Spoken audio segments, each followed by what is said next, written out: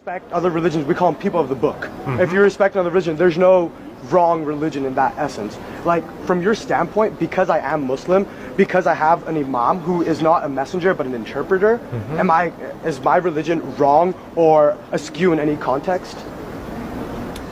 I have the utmost respect for Muhammad in the way, after growing up as an orphan in poverty, he makes one of the 5 pillars, almsgiving, giving to the poor. I respect that highly. I think that's absolutely fantastic. Secondly, I respect Muhammad for the way he led the Arab people out of polytheism into monotheism. I think that's outstanding. Obviously, where I disagree with Muhammad is regarding the identity of Jesus Christ. Who is Jesus? Obviously, the Quran teaches that Jesus is not God. He's a good prophet. Obviously, the Gospels of Matthew, Mark, Luke, and John insist Jesus claimed to be God, and he did things as God. He accepted the worship of people as being an appropriate response to him. So obviously, my question from my Muslim friends is, are you sure that Jesus is just a prophet? Obviously, Muhammad was not born until 500 years after Christ, so he never met Jesus. The eyewitnesses insisted Jesus claimed to be God. He accepted worship as appropriate. So, who is Jesus? I mean, if I look at the lessons of Jesus, like in my room, I have the Bible and then I have the Quran. And I've legitimately started reading both of them and pretty much just putting in my own synthesis as to the comparisons between the two. And as you go through these lessons, you see they are very similar in more than one manner, and probably every single matter except for the fact that Jesus is God or Jesus is not God and he is a prophet. I think that's probably the start, like the largest difference between the two. But if I'm taking those lessons that Jesus gave as a prophet to me, as a God to you, if I take those lessons and I follow them properly, except for the part about Jesus being a God, why would that make me incorrect? And if I am incorrect, does that put me at a lesser heaven or to a hell rather than going to where every, like, I guess, proper Christian would go? Oh, well, proper Christians deserve to go to hell. The only reason a Christian goes to heaven is because they realize I deserve hell, but Christ bled and died on a cross for my sin, and I've accepted his sacrifice for me. So proper Christians don't go to heaven because they're proper people. All right? It's all grace. All right.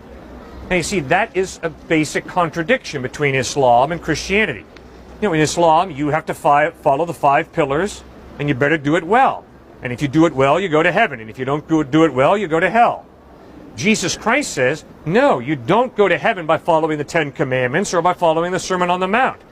You go to heaven because you realize, I am in desperate need of God's forgiveness, his mercy, his grace. And I throw myself upon Christ for that forgiveness, for that grace. You see, so you can't have it both ways. Either heaven is something that we earn and we deserve because we've kept the rules, or heaven is a gift that God gives us by grace. And so, as a Muslim, and so I'm a Shia, Ismaili Muslim. I'm about 1% of the whole Muslim population. I'm this really small sect. And the very first line in the Quran, or anything that any of our prayers, is Bismillahir Rahmanir Rahim. In the name of Allah, the most beneficent, the most merciful. And essentially the way that we've been taught that from our Imam, the interpreter, Aga Khan IV, the way it works out is, man will sin, right? Like it's gonna happen no matter what. And the way that we've been taught, it is our goal to continuously approach and try to better ourselves, and we do need God for that forgiveness. And to me, it seems like what you preach is the same thing that I've been preached to my whole life.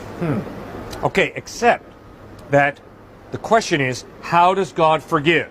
Remember, God is unchanging, right? Correct. So you and I both agree, God is unchanging. Well then, if God is unchanging, how does he forgive me for my evil, for my wrongdoing?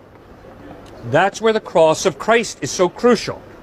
Because Christ claims that the evil that I have done has to be punished, because God is just. And forgiveness cannot contradict justice. God's not schizophrenic.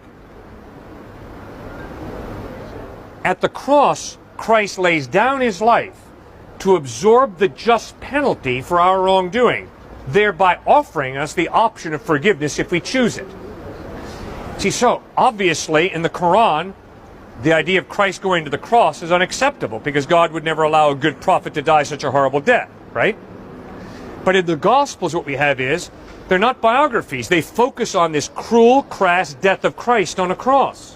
Why do they focus on that? Because Jesus insisted that it's his death on the cross That's the linchpin. It's the key to reconciliation with God. It's the way God forgives us, by absorbing the penalty for our sin, thereby offering us forgiveness. So his justice is honored, and he offers mercy, forgiveness.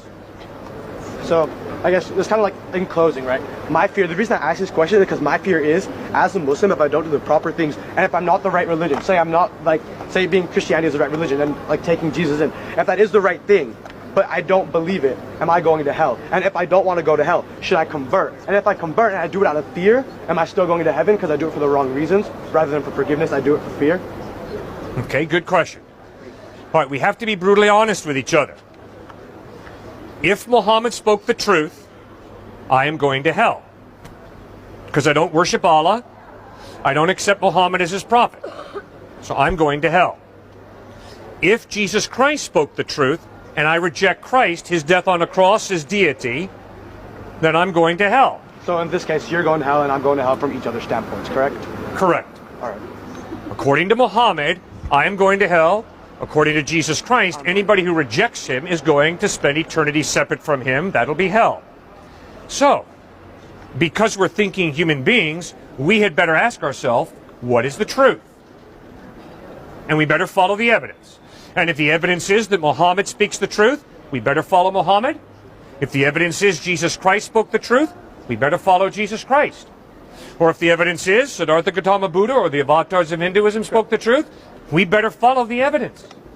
Or if the evidence is that there is no God, we better be atheists. So then how do we tell, like, between Christianity and Islam specifically, all we have to compare are these two books, correct? We have these two books, we have scriptures that follow both of them. Good. We have a history that comes with both of them. Good. How do we know which one's evidence is more factual? How do we know which one's is more true? How do I know which one to follow and not end up in the wrong place? Because that is my fear. Good. Excellent question. First point, we better study both books to find out, are they accurate or not? Which is what I've begun doing. Good. And I think the evidence is clear. The Quran is reliable. The Quran has been carefully preserved over the past 1,500 years. If anybody wants to try and maintain that the Quran is inaccurate, they're out to lunch.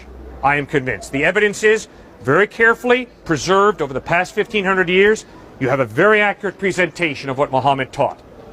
The same thing is true of the Gospels. Very carefully recorded, a plethora of manuscript evidence to support the reliability. Okay, so we've got two very accurate books, the Quran and the Gospels.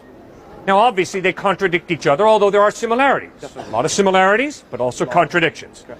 So now, the bottom line question is, does the evidence point to the fact that you can trust Muhammad to speak the truth, or does the evidence point to Jesus Christ being trustworthy?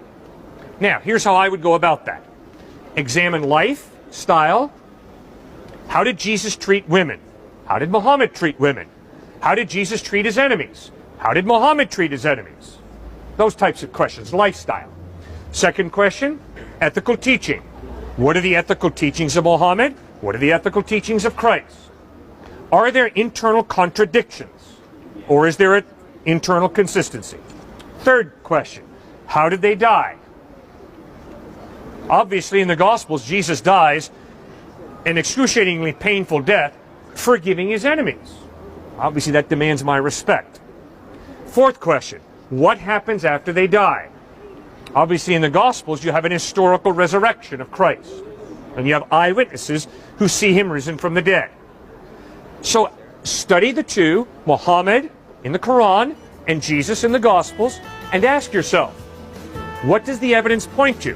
Who is more reliable, Muhammad or Christ?